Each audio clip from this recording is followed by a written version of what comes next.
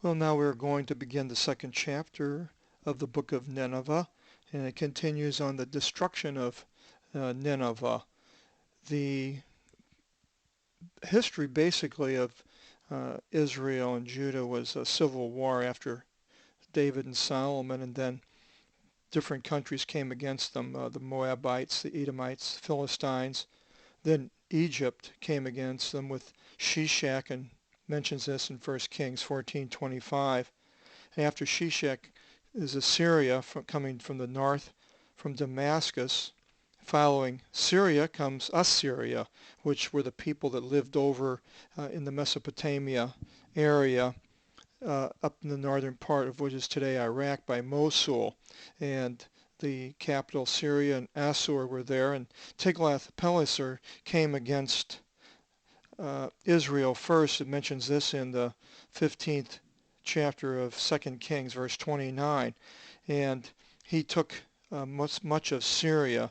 He took much of Israel and the people, and he took him over into the areas of Assyria and spread them around. And then after this, it mentions in 16th chapter, the 10th verse of 2 Kings, that Ahaz went up to Damascus to meet Tiglath-Pileser, and he copied many of the things that Tiglath-Pileser had from this area of Nineveh, and copied his altar and different things and brought them back into the Jerusalem and put them there on the Temple Mount. But then in the 2 Kings 17, 1-5, it mentions how Israel fell. In the 12th year of Ahaz, king of Judah, Hoshea, son of Elah, reigned in Samaria over Israel for 9 years. And he did the wicked thing in the eyes of the Lord, only not as the kings of Israel who were before him. Against him there ascended Shalmaneser, king of the Assyrians. And Hoshea became to him as a servant, and he bore gifts to him. And the king of the Assyrians found a plot by Hoshea, for Hoshea sent messengers to So, king of Egypt, and did not bring gifts to the king of the Assyrians year by year. And the king of the Assyrians assaulted him and tied him up in the house of the prison.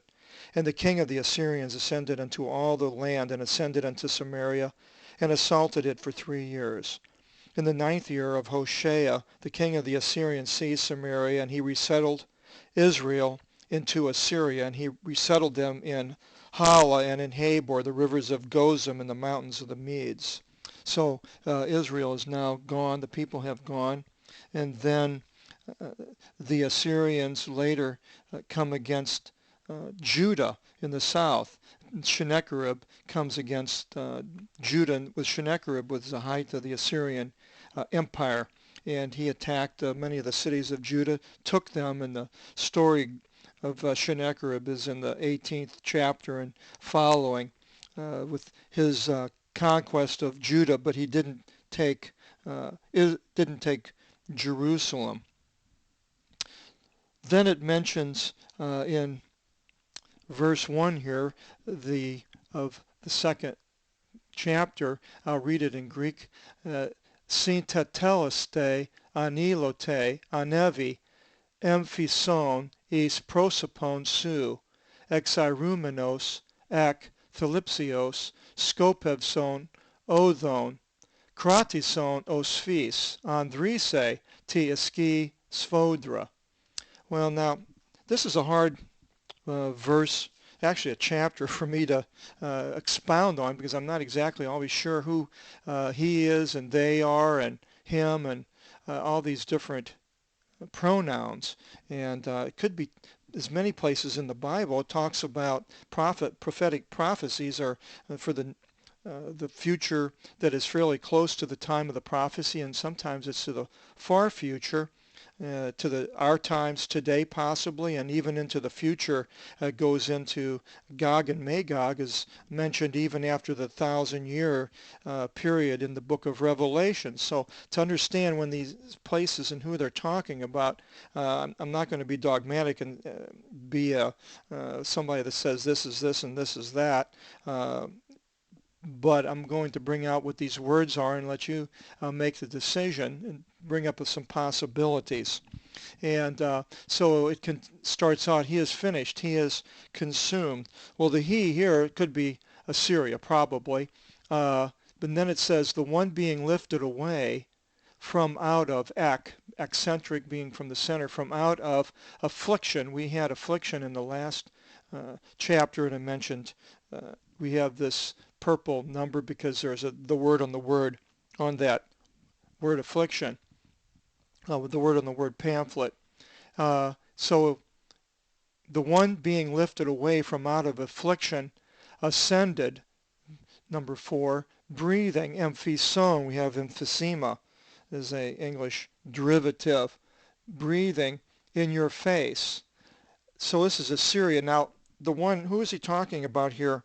The one being lifted away. It seems like to me it could be Israel, because Israel was the one that was lifted away by the Assyrians. But if that was the case, it's talking about a time of the future, because the Ninevites were taken over by the Babylonians and the Medes, and basically Nineveh came to an end around 633 BC, where the Medes and the Babylonians took over the area. Nineveh fell in 612 and was razed to the ground, and the people who couldn't escape were massacred and deported. And so this is what happened, but it wasn't the, I don't see the Babylonians as being the ones that were lifted away from out of the affliction. But be it as it is, it continues. Watch the way, the othon, the cathode, the current, way of a current. Kratison, democrat, the power by the people, have a power, hold the loin. Be very manly in strength. Verse 2, it continues. Dioti apestrepse Kyrios tin ivrin Yaakov, kathos ivrin to Israel. Dioti ektinasontes ektinaxen aftus, ke ta klimata afton theephthiron. And it continues in verse 2.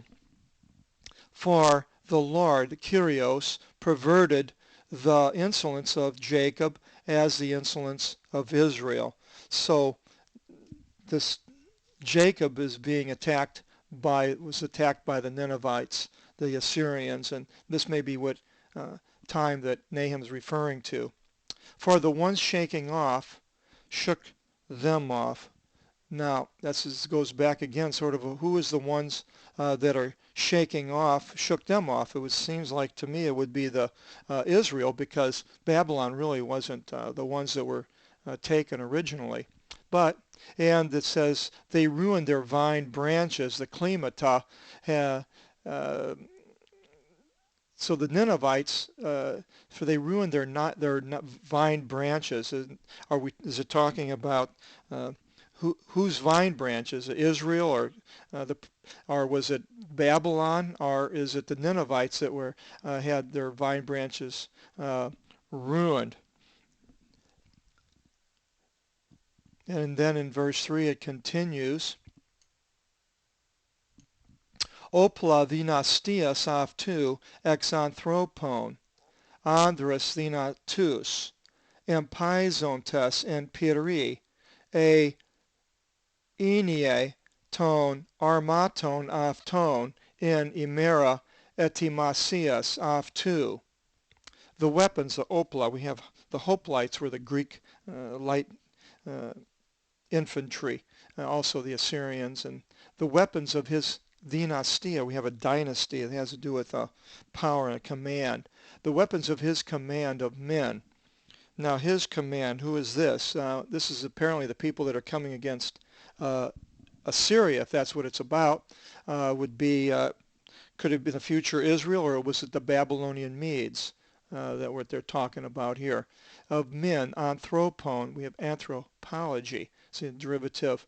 Dynatus, there we have the similar word as the dynastias, the command, the mighty. Andros, android, has to do with a man. There are mighty men, mocking in fire, with fire. Piri, we have pyro, pyromaniac with pyr, with fire. And the reins of their chariots, the armaton, the armaments, their chariots, armaments would be the English derivative, in the day of his preparation, emera. We have ephemeral as for the day of his preparation. So these people coming, they have these weapons and they're mocking with fire, and it continues then. And the horsemen, epis, hippopotamus, a river horse, and the horsemen shall be making a disruption, thorivithisonte. In verse 4 it continues, in tes odis sing chithisonte ta armata, ke sim plachisonte in tes platias e orasis avton os lampadas pyros, ke os astrape dia treconse. In, the preposition in, same as in English, in their ways, the odis, the chariots, armata, shall be in tumult. There's going to be this action going on. And shall be closely joined in the squares.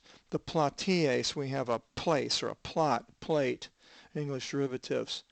The sight of them, of these people coming apparently into Nineveh, is as lampadas. We have lamps of fire, pyros, pyros, fire. And as astrape, we have the English derivative, a strobe, or astrophobia, fear of lightning, as lightnings running along. So this things that are going on whenever it is. Verse 5, ke menisthesonte e megastanis avton, ke fevxonte e meris, ke asthenisousin en ti poria avton, ke spev sousin epi tatihi, ke etimasusi tas prophylakas avton. And their great men, the megastanis, shall be remembering and shall flee by day. These great men are going to be taking off and leaving. And then of a fev xonte, we have fugitive, and emeris, ephemeral. And they shall be weak in their goings. So they're going to be flee and be not having any strength to resist. And they shall hasten unto the walls, and they shall prepare their advance guards. So they're going to try to protect themselves when they're leaving, and sort of a last-ditch effort. And here we have the prophylakas, the word that doesn't appear in the English derivatives book. You can add it in, and we have the word prophylactic, which is, among other things, a defense and a word for defense in medicine. They're advanced guards. And it says in verse 6, pile ton polion the nikthison, ke ta vasilia the epise. Pile, we have pylon, a gateway of the cities, polion, polis, metropolis, were opened wide. And the vasilia, the palaces, king is a basilephs. We have all these words with a basilica, and it has to do with the king royalty and palaces. Their palaces fell into ruin, so they are leaving, and it's all the Nineveh is becoming, now it's starting to disintegrate by this attack. Verse 7, ke hypostasis apocalypthi, ke avti anevine, ke thule avtis, egonto, kathos peristere, phthegomene, in cardies avton. And the support, the hypostasis is an English word. It's a substance or essence of something. It's kind of a remote derivative, but it's in the book. And then was uncovered. The support was uncovered. Apocalypse, an uncovering. In the book of Revelation, the support was uncovering. And she ascended, and her maidservants were led away as doves, apparently the women there, uttering sounds in their cardias, a cardiac Cardiac arrest, the hearts. Verse 8, Ke Ninevei os kolim vithra, idatos ta idata aftis, ke afti fevgontes, uk estison, ke uk in o epivlepon. And Nineveh, her waters are as a pool, idata, either, water, hydro, and there it appears twice. Her waters are as a kolim vithra, pool. It's like the pool in Bethesda where Jesus healed the sick man. That was a pool of something that was man-made, that was a beautiful place to go. So Nineveh was had these pools of water, but and they, fleeing, did not stand. The Fevgontes, the fugitive, did not stand, and there was none paying attention. In verse 9 it continues, Vir pazon to argirion, vir pazon to krision, ke uk in peras tu kosmu aftis, vevarinte iperpanta ta skevi, ta epithemimata aftis. They plundered. There's a vir pazon. They plundered the silver, Argentina, Argentina being the derivative. They plundered the chrysion, the gold. We have a chrysanthemum, the gold flower. And there was no limit to her decoration, the decoration that Nineveh had, that these men were plundering. Cosmu, we have cosmetology. They were weighed down.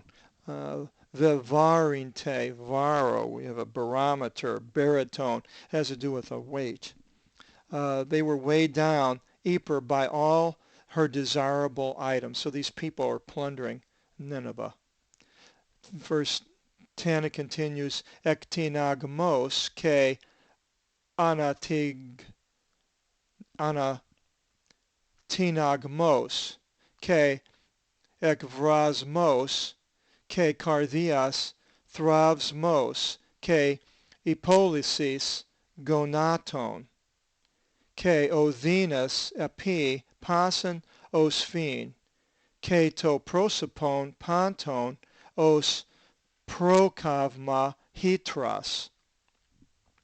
Okay, now thrusting and violent shaking. So all this violence going around in the city. All these words have to do with a city being attacked by all these chariots and armaments and warfare and people plundering and the women and screaming and little kids running. And we sort of see all this with all these words that were going on. People frightened, didn't know if you're going to live or not or die. It must have been horrible. They were thrusting and violent shaking and tumult and cardias, the cardiac, the heart breaking, and the loosening of the knees, the gonaton. We have a genuflect, to bend the knees. The loosening of the knees generally has to do with a person urinating because of they're so afraid. And pangs on every loin, and they're shaking their legs. And the face of all as a burnt earthen pot, the fires that were going on and the smoke, and their faces were being burned and darkened by the smoke and the ashes. All this going on, this violence. And then verse 11 continues, Pu esti to katikitirion ton leonton ke I nomi I usa tis skimnis. Pu eporevthi leon tu iselthin eki skimnos leontos ke uk in o ekfovon. Where is the home? The katikitirion is a home. It's not a house, it's an ekos. Where is the home of the lions? The lions could be talking about the generals or the rulers. Leon is a English derivative of this, almost a transliteration. Where is the home? And the pasture being to the cubs. Where did the lion go, the leon? For the lion to enter for the lion cub to enter there. What happened to this place that these generals had, that they could come back to Nineveh, that they mentioned against Hezekiah, how their city was so, if you read the pride and the arrogance that they had against Hezekiah and for Nineveh, and then you see what's happening to them here, it's just amazing. So I highly recommend reading that part in 2 Kings 18 and 19, and so with that story, and you'll see here how it was. And for the lion cub to enter there, and there was none frightening. Ekphovon, phobos, the fear. There was nothing frightening. The lion, leon, seized by force. I'll read this in the Greek. Leon, irpase, ta ikana tis skimnis avtu, ke apenixe tis liusin avtu, ke eplise theras nosian avtu, ke tokatikatirion avtu arpagis. So this, the lion seized by force the things fit for his cubs, these rulers of Nineveh, they choked prey for his young lions and filled his nest with game, with the game being the people from Israel and Judah, all these, that's what they were doing. And his home of things of seizure, they were taking things from all these other countries and bringing them into Nineveh. It continues, Idhu ego epi se legi Kyrios pantokrator, ke ekavso in kapno plitho su, ke tu leonta su kataphagate. Behold, ego, pronoun, personal pronoun, I am against you, says, legi, the leg, having to do with speech, says, Kyrios, the Lord, Pantocrator, the Almighty, might krat, Democrat, and all pan, and I will burn away, ekkav, caustic, I will burn away, caustic being the derivative, your multitude in smoke, Plethos, the multitude, the word plethora is a English derivative. I will burn away your multitude in smoke, and your lions, Leontus, I will devour. By the broadsword, the lions by the broadsword, the Romphea. There was the Machaira was a small stabbing sword, but this is a large broadsword.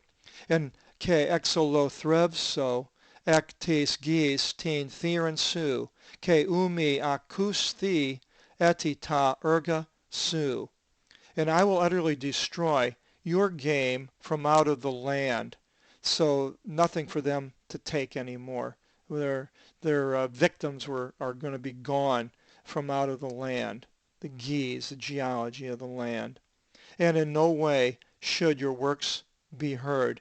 Akusti, akuo, they're not going to be heard of. The ergonomics having to do with works, and your works in no way should be heard of. And like I mentioned, then that's exactly what happened in 625 or 612. Nineveh fell to the Babylonians. We will continue in chapter 3 in the next seminar, and God bless.